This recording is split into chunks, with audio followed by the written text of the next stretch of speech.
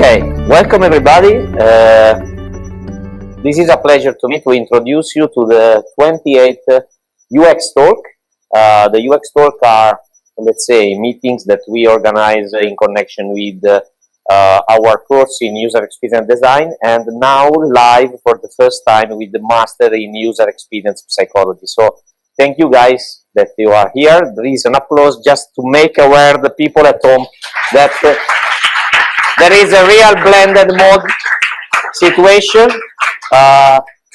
It's for me a real pleasure. I'm Venanzio Aquila. I'm the coordinator of the courses of UX design, and I'm the co-director of the Master User Experience Psychology. And as for the talks, we are used to discuss during the talk some relevant element in relation to the topic. Main topic that we let's say follow and attend is that the UX, the user experience design. So this evening is a pleasure to introduce you our guests, because we will have a let's say in-depth discussion divided in two different moments and topics. One is seen more in a, let's say, let me tell you, theoretical version. And the other one is more practical, but this is not a real, let's say, is not a distinguished element. I think we will merge both theory and practice in the example that you will share with us. Yeah, but also a competition. And we will discuss about a complex topic, that is the relation in between branding and UX. Because sometimes we are used to know that UX is something that is gray, with gray boxes, and there is enough. But when we see at the end the solution have a lot of color and a lot of connection with the branding. And also, I think another interesting reflection that we can have this evening will be, let's say, deepening a bit the question in relation to the UX UI, because today there is a sort of misleading effect. So UX UI seems they have something overlapped or maybe misused.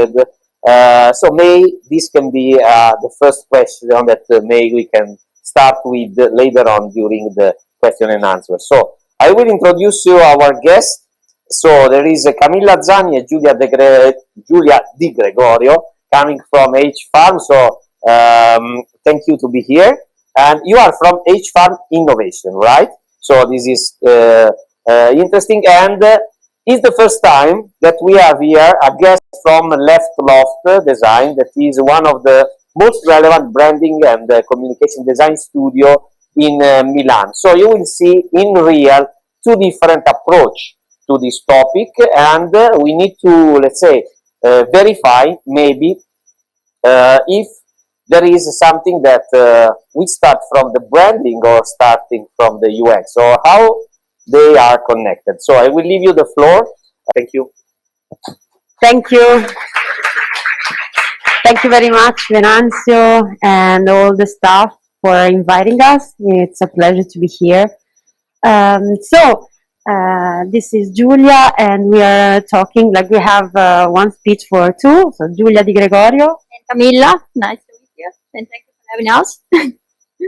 Thanks. So, okay. You can see our presentation. So just a recap, because we maybe you might know H-Farm as a startup incubator. So I have to tell you that we are not only that. We have me and Camilla work in one of the three. I think the slides are not moving. Okay. Sorry. So there are three pillars in H-Farm. So there's the startup side, the educational side, and the consultancy. So me and Camilla are working in H-Farm Innovation, which is the consultancy side. We are a novel consultancy, and we work with different clients in different sectors with different targets. Why this introduction? Because unlike the designers that are working in a corporate environment, we have really different brands, different targets, different services, right? So we see Okay. So please, first of Okay. something changed, but I'm not sure about what. So Okay. speaker can, Okay, thanks. So this intro is very important because designers in corporate are seeing like the branding and UX in a different way compared to the designers that are in the consultancy, because we really have a variety of projects that challenge us in aligning all the time about the needs that are involved, the target users, and the brand. Okay, so this is the core goal for a user experience designer or a visual designer, to really build the brand experience. So we talk about brand experience because it's like a dialogue between your brand and the users, which is consistent with the user goals. So from now you can see the balance. It has to balance the brand and the user goals. Okay, there's not the first rule is that there's no one fits all framework to do that. Okay, so there's not a fixed way to do this, but in our experience, one powerful moment is the moment of alignment and co-designing session. So you put all the people involved in the project, the designers, and you align yourself about the brand ingredients. Okay, it might be a remote workshop or a face-to-face workshop, but the most important thing is that you really know the ingredients of your brand. What are the ingredients of your brand? The vision of your brand, how it talks. Think about your brand as a person, like a personality, really, in a dialogue with the user. Sorry. So, talking about the brand, you have to analyze your brand. How? Brands project themselves, okay? You can analyze their commercials, their visual styling, okay? One instrument to align you and other people involved in the project around the brand projection is a very simple tool. It's a mood board, okay? So you might see this is Zani. It's a brand. It's not a client of ours, but I'm a customer. So it's a fashion company, and this is their mood board. So they're like French, made in French, joyful, elegant. Okay, so this is the taste of a brand, and it's really easy to make, right? A mood board or to find. If you see the buyer experience, starting from the e-commerce, for instance, you might see the same ingredients you saw in the mood board, okay? So you see consistency from the e-commerce to the newsletter if you subscribe. So you see the elegance, the joyfulness, the minimalism, and the made in France taste. And also the delivery box, okay, it's carefully crafted, so everything is consistent. From the e-commerce to the newsletter, the brand experience is really an omni-channel experience, so it's really important to track down the user journey, okay? So now you might see it from the e-commerce to the newsletter, there's consistent. Starting from like the same ingredients of the mood board before. So, of course, you are, like me, as user experience designer, you might want to start from the user perspective, okay? But as designers, we cannot, we have to deal with all the drivers of innovation. We map 4, so you start from user desirability, and then you have to take care about visibility, the business viability, and the brand consistency. So you start from the user experience, okay, but then you take care of all the four, or maybe more. And what happens if you forget about the brand? You will have like a lot of applications that have no taste. They look the same. So even if you know the brand, you already know the brand because it's still there. You really have to track down those ingredients. So the vision, the brand projection, the character, the personality of the brand, because brands evolves. They evolve in time, and you might see it in a while. I don't know if you know N26, the bank. Okay, they maintain the same branding, but they change a little bit from 2020 and 2021.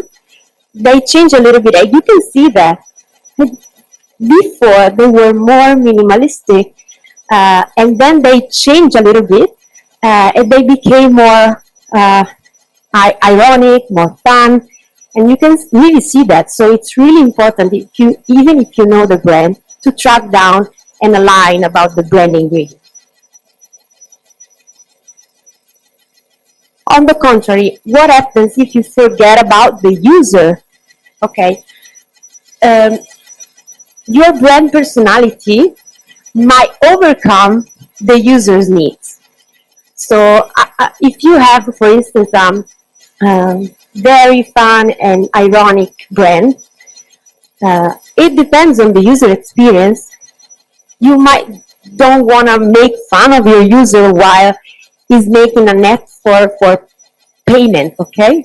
So it depends according to the level of stress your user is experiencing and the level of focus needed to complete a task. You have to modulate your brand personality. You can see that. So the presence of the brand, it's not about the tone of voice. The tone of voice is the same. It's only the presence of the brand you have to modulate according to the user journey. The more you expect your user to be stressed about something, the less you need to put your brand personality into your design. So don't make fun of your user while he's paying, okay? And maybe you can express more yourself and your brand on the landing page, okay? So it's only a matter of dialogue, like the dialogue between your user and the brand. So I will show you that how like brand personalities can with the same functionality, you can have different brand personalities. So for instance, let's take the 404 function, so the error page. There's like something went wrong kind of message, and then a little bit of illustration of visual design, and maybe a go to homepage button. But there you can really express your personality, and you can see that in some design. So if we see Netflix and you put some drivers thinking about your brand as a personality, Netflix is very it's very serious but humble, not epic. The New Yorker is very formal and humble too. And Spotify is the less serious one and the more informal one. So really, these are examples of the same functionalities and different brand personalities. And well, one of the most powerful tools to give consistent to your design is building a design system with an atomic design approach. I don't know if you're familiar with this approach, but you really start from the details. So they are called atoms, so the icons and really the colors and everything that, like the ingredients of your design. And then you go through like more complex items and you finish your pages, okay? this is a powerful tool to bring consistency to your design, because in all your digital touch points you will have the same experience, the same taste, okay? But it might be tricky if you take a ready-made design system and you use it for your design. This is never. You have to build your own design system, with also taking care of the voices and the messages. Otherwise, we see a lot of applications and websites that look the same, because they might be made by a ready-made design system. You plug and play. So be careful with design system. With design systems, build your own one and enjoy. Now I leave the voice to Camilla with some really examples about some brand journeys.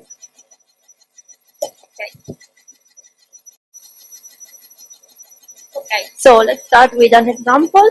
We can see an add to cart journey, or many, because as Giulia has just said, there is no one way to do an user experience. So just a quick disclaimer, with the following example, we understand that either experience is better or worse than the other, but we want just to highlight how important branding is when building each and every user journey.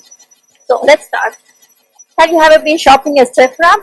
When you enter the store, you are free to browse the products, you can try them on, and only if you wish, you can ask a sales assistant for advice. And have you ever been done a shopping experience with Gucci? As soon as you walk in, a sales advisor will ask you how they can help you, and they will assist you with every step of your shopping. I want to buy a new Gucci mascara, online of course. Let's see what happened in both of their websites. Okay, quick disclaimer. We know that Sacro is a multi-brand, so we started our experience from the Gucci dedicated page. So entering the Sacro page is exactly like entering their stores. There are many colors, many call to action, big bold images, big bold text.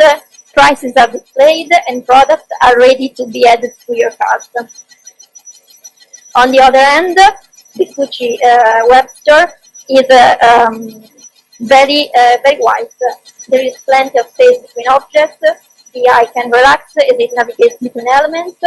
There is no pricing in sight, and no invitation to add the products to the cart. Products, in fact, are displayed by category and not all at once.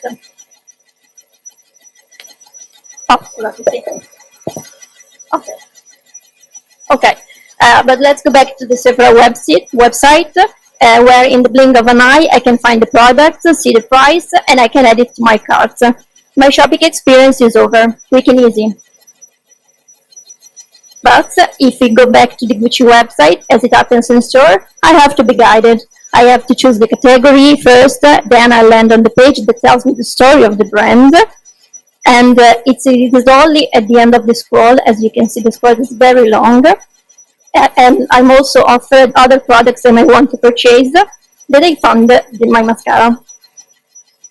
It's very long scroll. Okay, here we have the mascara. So I reached the mascara and I still have no idea how much it costs. Have you ever noticed that on luxury brand, it is it is always super difficult to find out how much an item costs until it's in your cart.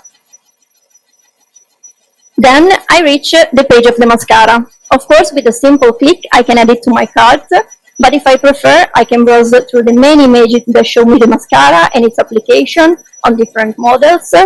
I can scroll and read the description. You see, the page is very long, very full of details. I can browse other recommended products, I can see tutorials, and if I'm still doubtful, of course, I can chat with a sales advisor online. It's a very complete experience. So, our add to cart journeys are over, but as I said at the beginning, as I was saying at the beginning, one experience is not better because it's more complete or the other because it's faster. But we must always keep in mind that the two shopping experiences have two different targets, two different purposes, and of course they reflect two very different brands. So what? Always remember that when designing a user experience, don't just think about current design trend you spot on Moodle or on Instagram, but remember the target you are designing for, your goals, and of course, stay true to your brand. Thank you.